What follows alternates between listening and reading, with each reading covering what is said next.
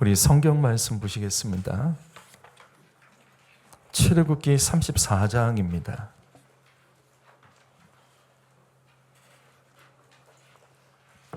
출애굽기 34장 6절과 7절 말씀 보시겠습니다. 출애굽기 34장 6절과 7절 말씀, 제가 6절을 읽고 성도님들은 7절을 읽어주십시오. 여호와께서 그의 앞으로 지나가시며 선포하시되 여호와라 여호와라 자비롭고 은혜롭고 노하기를 더디하며 인자와 진실이 많은 하나님이라.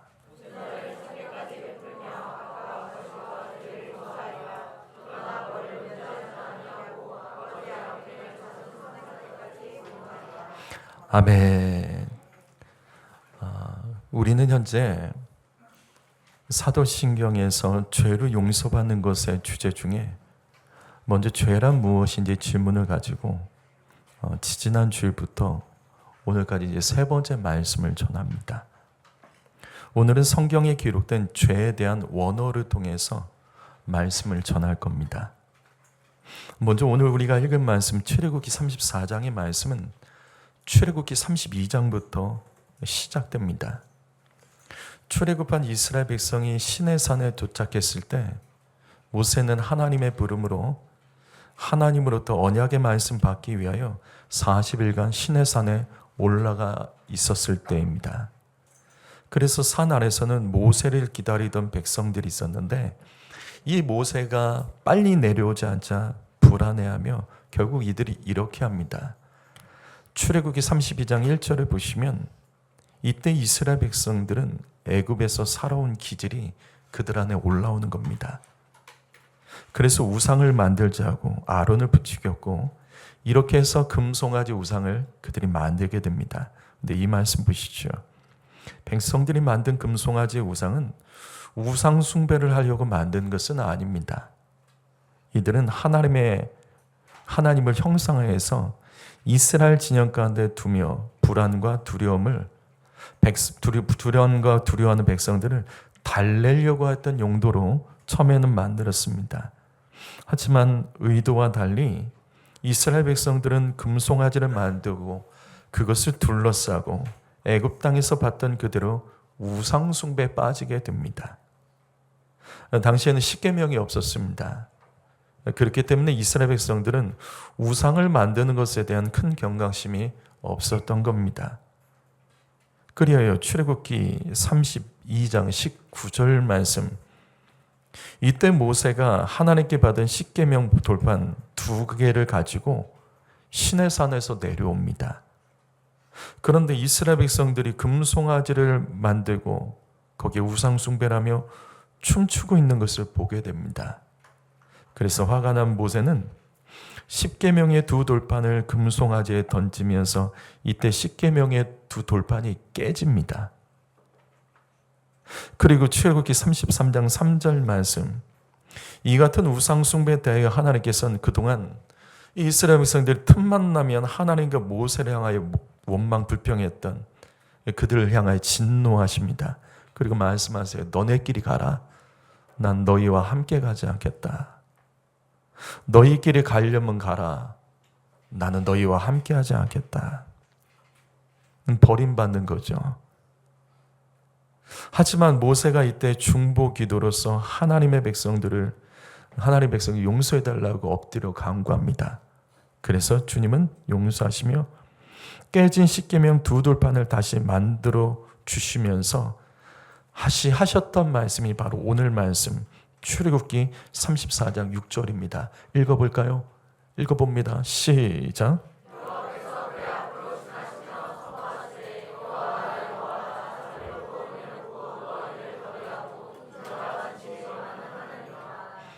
하나님은 이런 분이십니다. 자비롭고 은혜롭고 노하기를 더디하며 인자와 진실이 많으신 분입니다. 그러나 이 말씀에서 진노를 더디하시는 분, 이 부분을 놓치지 마십시오. 진노를 안 하는 것이 아닙니다. 성도 여러분, 하나님 화내십니다. 참아주시는 거예요. 회개할 자를 찾고 계시는 겁니다. 진노가 전혀 없는 분이 아니세요. 진노하지 않으니까 뭐 하나님 없나 보다, 뭐 이렇게 살아도 되나 보다. 아닙니다. 그래서 바로 이어지는 말씀 7절이 이 말씀입니다. 7절 읽어봅니다. 7절 읽어보죠. 시작.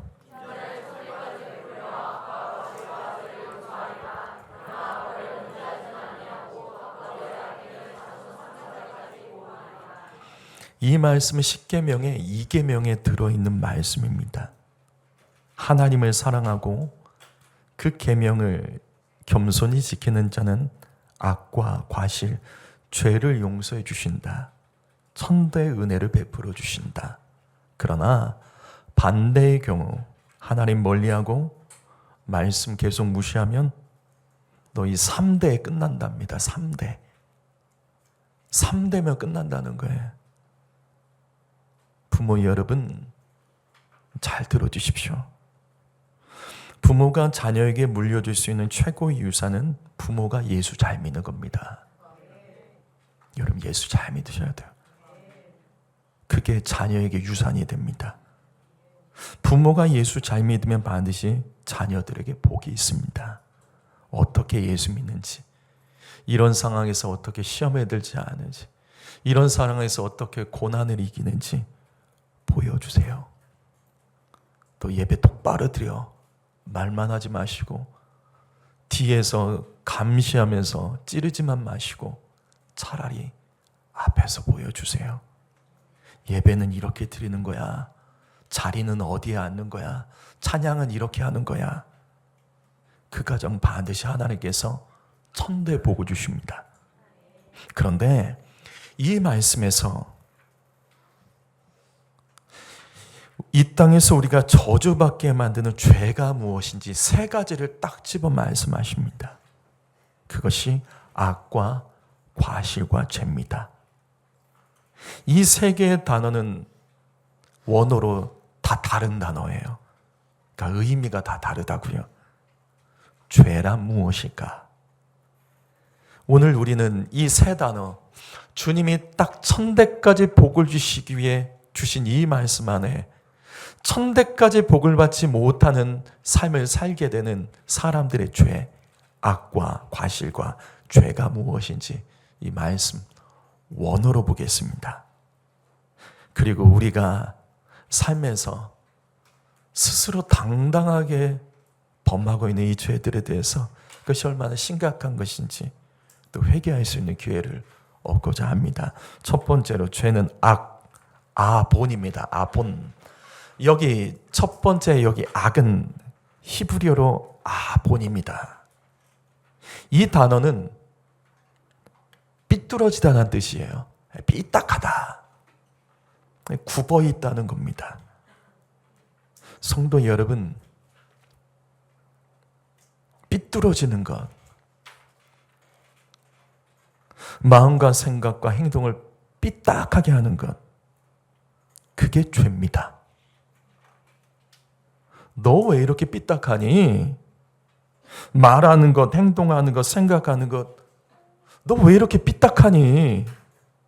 너 삐뚤어졌어, 왜 이렇게? 이게 죄라고요. 우리는 어떤 상황과 어떤 환경과 기분이 안 좋아도 삐딱해질 때 이거 죄라고 빨리 깨달아야 되는 거예요. 근데 우리는 그렇게 하지 않아요. 삐딱해질 때 다 이유가 있죠. 삐뚤어질 때 나 삐뚤어질 거야. 나 삐딱할 거야. 마음 먹을 때 이유가 다 있어요. 누구 때문에? 뭐 때문에?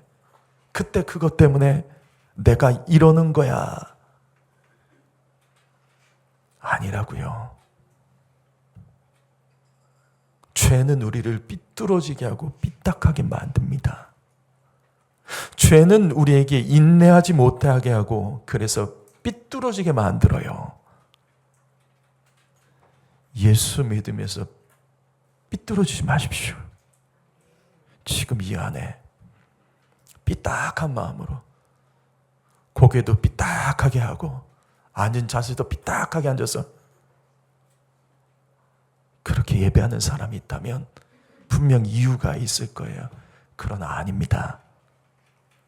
이때 밖에서 문제를 찾지 말고 뭐 때문에 그렇다고 하지 말고 내 안에 죄를 찾아서 회개하는 자가 용서받고 구원받습니다. 오늘도 교회 나와서 우리 스스로 마음을 먹는 사람들이 있어요. 나 오늘 찬양 안 할 거야. 기도 안 할 거야. 말씀 안 들을 거야. 이미 올 때부터 마음을 정한 사람이 있어. 또 봉사하면서도 기관 모임에서도 삐딱하게 하는 사람이 있어요. 물어보면 이유가 있죠. 뭐 때문에 그렇다. 사실 내가 뭐 때문에 화가 났다. 아닙니다. 아닙니다. 삐딱하게 마음 먹고 삐딱하게 행동할 때 원인을 밖에서 자꾸 찾으면 안 돼요. 누구 때문에, 무엇 때문에, 어떤 일 때문에 내가 그렇게 하는 거야? 아닙니다. 이게 죄입니다. 왜냐하면 내가 삐뚤어지는 것은 내 안에 회개하지 않은 죄가 나를 삐뚤어지게 만드는 거예요. 여러분 잘 들으세요. 사람은 다른 사람 때문에 또 삶에서 어떤 이벤트 때문에 모두가 다 삐뚤어지는 건 아니에요. 무슨 말이냐면 똑같은 일을 겪고 똑같은 사람을 만나고 똑같은 말을 들었어도 모두가 다 삐뚤어지진 않습니다. 누군가는 넘어가요. 누군가는 그때 인내합니다. 누군가는 그때 내가 회개할 것을 찾는 사람이 있어요. 누군가는 그때 감사를 배우는 사람도 있습니다.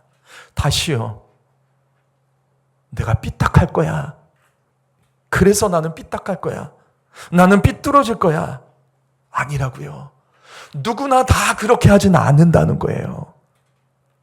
오늘 여러분 중에 마음이 삐딱한 분 계세요. 교회에 대해서, 목사에 대해서, 어떤 성도에 대해서, 여러분의 기관에 대해서, 아니면 이 예배 시간에 대해서, 뭐 찬양에 대해서 마음이 삐뚤어져서 앉아있는 분들이 있다면 성도 여러분, 가인의 고백을 들으셔야 됩니다. 창세기 4장 13절 말씀. 가인이 여호와께 아뢰되 내 죄벌이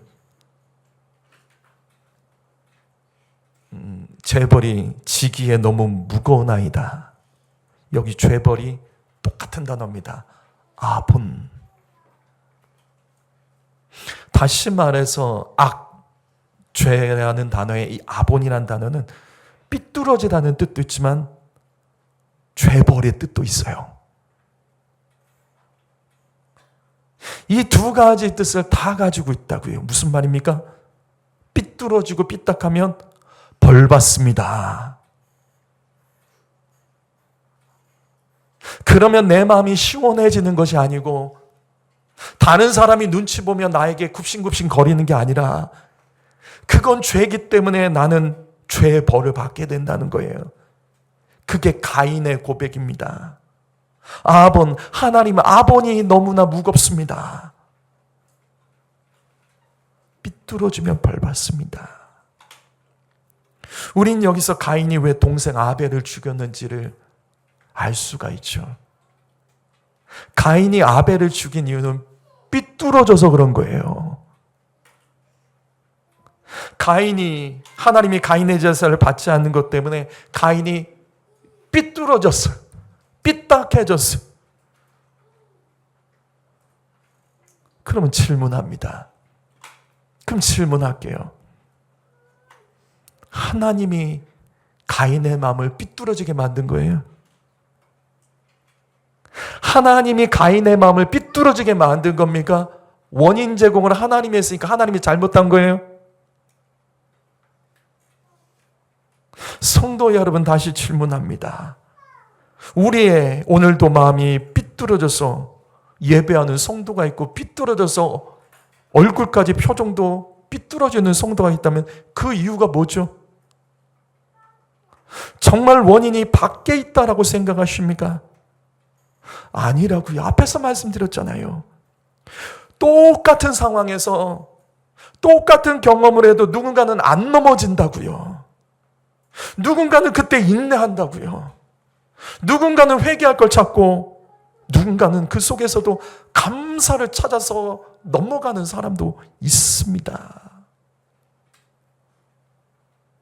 그날의 컨디션에 따라서 누군가는 잘 넘어가는 사람도 있겠고 누군가는 컨디션이 안 좋으면 못 넘어가겠죠. 죄의 원인을 밖에서 찾으면 안 돼요.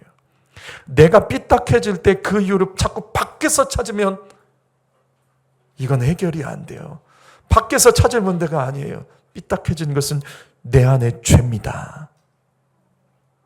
가인이 아벨을 죽인 것은 하나님이 가인의 제사를 받아주지 않아서가 아닙니다. 하나님 때문이 되는 거죠. 하나님이 가인의 제사를 받아주지 않아서 가인이 삐뚤어졌으니까 하나님 잘못이죠. 그게 아니라고요. 분명 창세기 4장 6절과 7절 말씀 읽어볼까요? 이 말씀 읽어봅니다. 시작.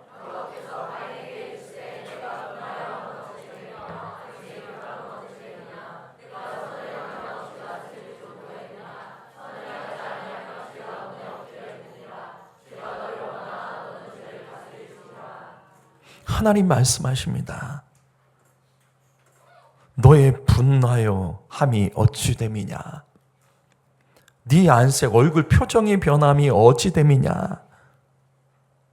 하나님께서는 가인에게 화가 나도 마음이 불편하고 표정이 삐딱해져도 가인에게 주문하십니다. 너 죄를 다스려라. 삐딱해지는 것은 죄다. 어떤 이유로도 삐딱해져도 그것은 죄를 다루라는 하나님의 경고의 말씀으로 들어야 된다는 거예요. 죄가 문 앞에서 너를 원하고 기다린다. 이 구절을 놓치지 마십시오. 죄가 문 앞에서 엎드려서 너 기다린다는 거예요. 너 맞이할 준비를 하고 있다는 겁니다. 무슨 뜻이에요? 마음 상한다고, 화가 난다고 문 밖으로 뛰쳐나가지 말라는 겁니다. 우리 중에 그런 사람들이 있어. 화나면 뛰쳐나가는 사람이 있어요. 그게 하나님이 경고하신 거예요. 네가 뛰쳐나가는 순간 그 문 앞에서 죄가 너를 맞이한다. 환영합니다. 손님 오셨군요. 환영합니다. 또 VIP 또 오셨군요. 환영합니다.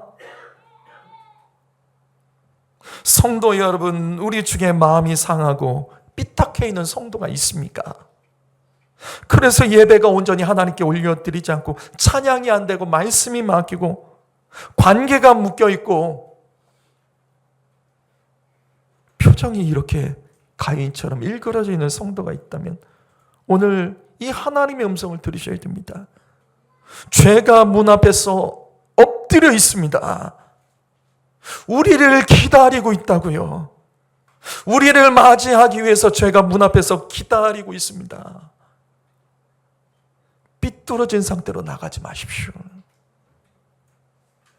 믿음으로 이기고 그래도 하나님 음성을 듣고 성장하고 아무 일 없는 것처럼 넘어가며 내 마음을 하나님께 올려드리며 이기며 나가셔야 돼요.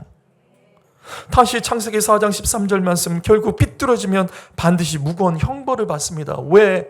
삐뚤어지면 끝나는 것이 아니라 반드시 죄를 행하게 되기 때문이에요. 가인이 삐뚤어져서 뛰쳐나갔더니 죄가 맞이하는 거예요. 어서 오십시오. VIP 손님 또 오셨군요. 그래서 그때부터 가인은 죄를 범하기 시작하는 거예요. 다시요. 내 삶에서 삐뚤어지게 만드는 그런 상황이 있습니까? 이 자리에 앉아있는데도 계속 삐뚤게 하고 누가 말을 해도 삐뚤게 말하고 표정이 삐뚤어져 있고 고개가 삐딱하게 넘어가 있고 누구 지적한다고 생각하지 마세요. 우리는 그럴 때가 있어요. 저도 그럴 때가 있어요. 그러나 오늘 이 말씀 속에서 하나님이 경고하신 음성 들어야 됩니다. 죄의 벌까지 이르지 않도록 내 안에 삐뚤어질 때 내 안에서 죄를 찾고 엎드리는 자가 승리하고 복이 있는 줄 믿습니다. 두 번째로 죄는 무엇일까? 죄는 과실입니다. 패샤. 하나님께서는 여기 악과 과실과 죄 세 가지를 말씀하시는데 두 번째가 과실, 패샤입니다. 이게 히브리어로 이런 뜻이에요. 반역하다, 넘어가다는 뜻이에요. 한글 성경에 지금 과실로 되어 있죠. 번역이 좋지는 않은 것 같아요. 이게 안 맞아요. 과실이란 단어는 실수와 고의성이 없는 것 같지만 아니에요. 이 단어 히브리어는 완전 반대입니다. 히브리어는 고의적으로 도전하는 행위입니다. 고의적으로 도전하는 행위, 알면서도 무시하고 넘어가는 행위, 이걸 패샤라고 합니다. 패샤는 성경에서 파괴적인 단어를 말해요. 하나님 말씀 몰라서 짓는 죄가 아니에요. 알면서도 짓는 죄입니다. 하나님과 하나님이 세우신 권위자에 대해서 반역하고 질서를 무시하고 질서를 파괴하는 것이 바로 이 패샤입니다. 이 단어는 그래서 구약 성경에서 허물과 배반이라는 단어로도 씁니다.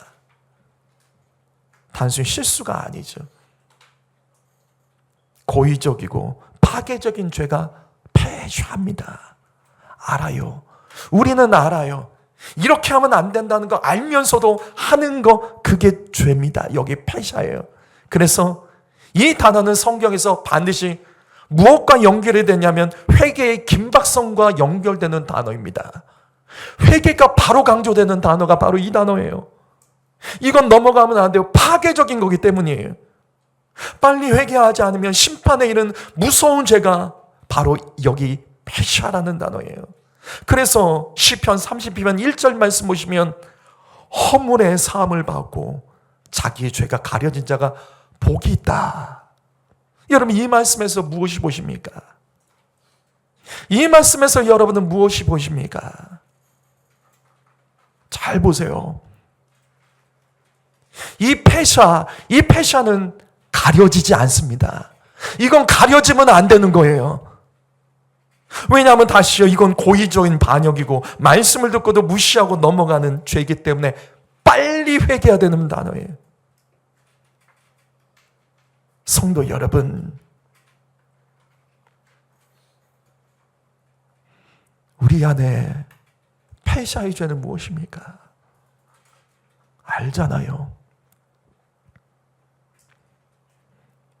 예배해야 되고 기도해야 되고 시험에 들지 말아야 되고 믿음은 들지 말아야 되고 말씀 듣고 교회 가까이 하고 사명 감당해야 되는 거 우리 알잖아요. 하나님이 말씀으로 또 오늘 설교로도 지난주 설교로도 목사가 따로 불러서 권면하면서 이렇게 하셔야 됩니다. 이건 안 됩니다. 분명히 말을 했는데도 이거 이렇게 하셔야 됩니다. 말을 하는데도 무시하고 넘어가고 고의적으로 반역하고 이렇게 죄 짓는 것은 여러분에게 무엇입니까? 분명 앞에서도 삐딱해지지 말라고 하는데도 여전히 마음과 생각과 표정과 모습이 삐딱해 있는 성도님 계십니까? 그건 아본이 패샤로 넘어간 거예요. 이 죄는 성경에서 단호하게 말씀합니다. 빨리 회개해라. 그거 못 넘어간다는 거예요. 너 그러다가 끝난다는 말씀입니다. 그래서 이사야서 53장 5절 말씀 보시면 그가 찔림은 우리의 허물 때문이요 그가 상함은 우리의 죄악 때문이라. 구약 성경에서 예수님 이 땅에서 우리의 죄를 대신해서 죽으실 예수님에 대한 말씀, 그 중에서 예수님은 우리의 죄 가운데 가장 먼저 패샤, 이 허물의 죄를 대신해서 죽으심을 가장 첫 번째로 강조합니다. 왜? 이 죄는 다른 죄보다 빨리 회개해야 되는 거예요. 다시 반복합니다. 모든 죄는 분명히 회개해야 되는 거 맞아요. 그러나 성경은 먼저 회개할 죄가 있다고 말씀합니다. 다른 죄는 조금 주님께서 기다려줘도 넘어가지 말고 이건 반드시 빨리 회개하지 않으면 심판에 이르는 죄가 있다고 말씀하세요. 그것이 슈페샤입니다. 아는 죄. 여러분이 아는 죄, 분명히 알고 있으면서도 계속해서 범하고 있는 죄, 계속 핑계대면서 남 탓하면서 안 넘어가고 그거를 붙들고 가고 있는 죄. 주님 지금 말씀하십니다. 이제 끝이 다다랐다는 거야. 너 이거 빨리 회개하라. 먼저 회개해라. 못 들은 척 하지 마라. 하나님은 다 알고 계시는 거예요. 오늘 우리의 삶에 패샤, 고의적인 죄, 반역하는 죄 있어요. 우리 알아요. 나는 몰라도 다른 사람은 알아요. 망하지 않도록, 심판에 이르지 않도록 정말 엎드려 회개하는 저와 여러분 모두가 되기를 주님의 이름으로 축복합니다. 세 번째, 표적에서 벗어난 것이 바로 죄입니다. 여기 악과 과시가 죄 중에 마지막 세 번째가 이 죄. 이 죄는 성경에서 가장 대표적인 죄입니다. 성경에서 가장 대표적인 죄의 뜻이 뭐냐면 관역에서 벗어나답니다. 히브리어는 하타라고 부르고 헬라어로는 하마르티아라고 부릅니다. 같은 단어예요. 죄는 벗어난 거예요. 방향의 문제를 말하는 겁니다. 하나님의 뜻에서 벗어난 것, 방향이 맞지 않는 것을 죄라고 합니다. 성도 여러분, 우린 예수 믿어요. 그러나 무조건 달리시면 안 돼요. 방향을 잘 맞추셔야 돼요. 방향이 벗어나면 아무리 우리가 달리고 내가 아무리 공로가 많아도 주님 인정해 주지 않습니다. 주여, 내가 주님의 이름으로 귀신을 쫓아냈고 능력을 행하였습니다. 그러나 주님 말씀하십니다. 나는 너를 모른다. 마태복음의 이 7장의 말씀이 바로 그걸 말합니다. 너는 방향에서 벗어났다예요. 내가 너에게 원하는 것, 내가 너에게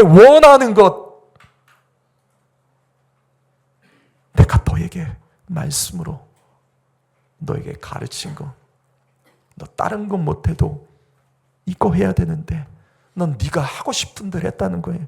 열심히는 했지만 방향이 맞지 않은 걸 말합니다. 그래서 창세기 4장 6절과 7절 말씀 다시 보시죠. 여기서 죄가 문 앞에서 엎드리고 있다가 바로 이 죄가 하마르티아, 벗어났다는 겁니다. 가인이 하나님께 드린 제사를 받지 않자 아벨의 제사만 받았을 때 가인이 자존심이 상하는 거예요. 화가 나서 견딜 수가 없습니다. 그때 하나님께서 가인에게 경고하십니다. 선한 마음에서 벗어나지 말아라. 너 선한 마음에서 벗어나지 말아라 경고하세요. 즉 죄가 하나님의 뜻에서 벗어나도록 너를 이간질하는데 너 벗어나지 말라는 거예요. 죄가 너를 기다리고 있다는 거예요. 너가 벗어나기를 기다리고 있다는 겁니다. 그렇다면 하타의 죄, 벗어난 죄, 관역에서 벗어난 죄, 이 죄는 어떻게 해결해야 될까? 이때 주님께서 말씀하세요. 너는 죄를 다스릴지니라. 무슨 뜻이죠? 하타의 죄는 다스려야 됩니다. 무슨 뜻이냐고요? 하타의 죄는 다스려야 됩니다. 무슨 뜻입니까? 성도 여러분, 끌려다니지 마십시오. 내 마음에 끌려다니지 마세요. 내 감정에 끌려다니지 마세요. 내 생각해보니까 이거 같아. 끌려다니지 마십시오. 옛날에 있었던 일, 과거에 있었던 일, 거기 자꾸 끌려다니지 마십시오. 그래서 우린 말합니다. 그래서 그런 거야. 어쩔 수 없어. 아니에요. 어쩔 수 없다는 것은 무슨 뜻이에요? 내가 다스리지 못한다는 뜻이에요. 어쩔 수 없어. 그렇게 된 거 당연한 거야. 이거 어쩔 수 없는 거야. 아닙니다. 이건 다스리지 못하고 끌려다닌다는 거예요. 성도 여러분, 아직도 끌려다니는 죄는 무엇입니까? 성도 여러분, 다시요. 내가 끌려다니고 있는 죄는 무엇입니까? 다스려야 되는데 끌려다니는 죄가 있다면 그것이 핫하예요. 벗어난 겁니다. 하나님의 뜻인 것을 알면서도 끌려다니는 죄. 어쩔 수 없어. 상황이 그래. 환경이 그래. 내 마음이 그래. 내가 힘들어서 그래. 다시요. 누구나 다 그런 건 아니라고요. 내가 그렇게 돼도 나보다 더 어려운 환경 속에서도 더 힘든 일이 있어도 잘 견디는 사람도 있어요. 그래서 벗어난 거는 다시요. 이것도 똑같아요. 남 탓하면 안 돼요. 밖에서 원인을 찾으면 안 돼요. 내 안에서 찾고 내 안에서 힘을 길러야 돼요. 그럼 어떻게 이길 수 있을까? 바로 이겁니다. 하나님 더 가까이 하시면 돼요. 그럴수록 교회 더 가까이 하세요. 핫타의 죄는 벗어난 겁니다. 벗어났으면 다시 원점으로 돌아오시면 되는 거예요. 하나님 가까이 하고 교회 가까이 하며 예배 가까이 하며 말씀 가까이 하고 찬양 가까이 하고 하나님 경배하는 자를 가까이 하면 되는 겁니다. 혼자서 씨름하면서 이기려고 하시지 마세요. 안 돼요. 몇 사람 내 가족끼리 이거 똘똘 뭉쳐서 이겨보겠다. 안 됩니다. 해봤잖아요. 하나님 앞으로 나와야 됩니다. 성전으로 나와야 됩니다. 사무엘하 12장 13절 말씀. 다윗이 나단에게 이르되 내가 여호와께 죄를 범하였노라 하며. 다윗이 나단에게 고백합니다. 내가 죄를 범했습니다. 내가 하나님의 뜻에서 벗어났습니다. 내가 나의 가정의 의무에서 벗어나서 다른 여인과 간음했습니다. 내가 왕으로서 해야 될 사명 감당하지 않고 여자와 간음하며 제가 넘어버렸습니다. 벗어났습니다. 이것이 핫합니다. 벗어난 것이 핫해요. 관역에 꽂혀야 될 화살이 다른 데 꽂힌 겁니다. 내가 싸워야 될 것과 싸워야 되는데 싸우지 말아야 될 것과 싸우는 것이 핫하 죄입니다. 다시요. 이때 어쩔 수 없다고 하면 안 돼요. 다스려야 되는데 끌려다니고 있기 때문이에요. 목회자는 목회자가 해야 될 일을 하지 않는다면 죄입니다. 장로님들, 장로님으로서 해야 될 일이 있지만 하지 않으면 어떤 이유가 있어도 죄입니다. 안수 집사, 권사님들, 중직자로서 해야 될 일이 있는데 하지 않으면 그거는 죄입니다. 핫하라고요. 아버지 여러분에게 묻습니다. 아버지 여러분, 여러분은 믿음의 가장으로서 사명 감당하십니까? 새벽에 나와서 새벽 예배 드리고 직장 나가는 아버지들이 계십니다. 전 너무나 존경스러워요. 나라면 저렇게 살 수 있을까? 나라면 저렇게 살 수 있을까? 문제가 막 많아서 그런 것도 아니에요. 한결같이 그래요. 아버지가 먼저 엎드리니까 그 가정은 어떤 힘이 있어도, 어떤 힘든 일이 있어도 잘 넘어가더라고요. 어머니 여러분, 부탁드립니다. 어머니가 시험에 드는 것은 최악입니다. 가정에서 어머니가 시험에 드는 건 최악입니다. 왜? 어머니는 각 가정의 영적인 최후 방어기지입니다. 아담과 하와가 선악과 먹었을 때 하나님께서 뱀을 저주하실 때 여자에게 함께 듣도록 말씀하신 것이 있어요. 여자는 영원토록 뱀과 싸워야 됩니다. 남자에게 말씀하지 않으셨어요. 무슨 말이냐면 여자라도 깨어있으면 그 가정 살아납니다. 남편이 방황하고 헤매고 다녀도 여자가 깨어있으면 그 가정 사는데 여자까지 휘청거리면 그 가정은 끝난 거예요. 어머니가 기도하지 않는데 가정에 뭐가 선한 게 있겠어요? 어머니가 파수꾼 되지 않으면 그 가정 끝난 겁니다. 어머니 여러분, 그게 여러분의 사명입니다. 그거 벗어나면 핫하예요. 원인을 찾지 마세요. 그건 내가 목숨 걸고 해야 되는 거라고요. 시편 51편 4절 말씀, 내가 주께만 범죄하여 주의 목전에 악을 행하였사오니, 다윗이 고백합니다. 내가 주께만 범죄했습니다. 이 말씀 오해하지 마세요. 다윗은 하나님께만 죄짓고 사람에 대해서는 나는 죄짓지 않습니다, 이 말이 아니에요. 여기 하타를 기억하세요. 다윗은 모든 죄를 하나님께 범한 죄로 말하는 겁니다. 이 땅의 모든 죄는 하나님께 지은 죄입니다. 죄 짓고 억울해하면 안 된다는 거죠. 죄 짓고 남 탓하면 안 된다는 거죠. 우리는 죄를 짓고 자꾸 밖에서 원인을 찾아요. 누구 때문에? 남편 때문에, 아내 때문에, 애들 때문에, 교회 때문에. 아니에요. 죄는 하나님께만 짓는 겁니다. 그래서 죄가 무서운 거예요. 우리가 짓는 모든 죄는 사람의 지은 죄가 아니라 사실은 하나님께 지은 거라고요. 그래서 죄는 핑계대면 안 됩니다. 그래서 어떤 죄든 이거는 빨리 회개해야 됩니다. 왜? 난 사람에게 잘못한 게 아니야. 그 죄는 하나님께 잘못한 겁니다. 성도 여러분, 나를 향하신 하나님의 뜻은 무엇일까요?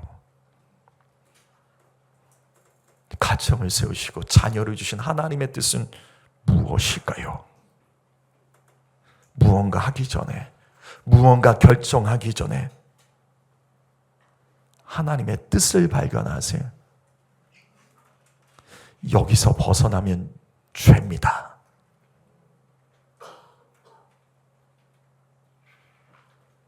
힘들고 지쳤어도 벗어나면 죄입니다. 난 하나님께 큰 영광을 돌리기 위해서, 하나님께 쓰임받기 위해서 나는 이러는 겁니다. 그러면서도 말씀에서 벗어난 것은 죄입니다.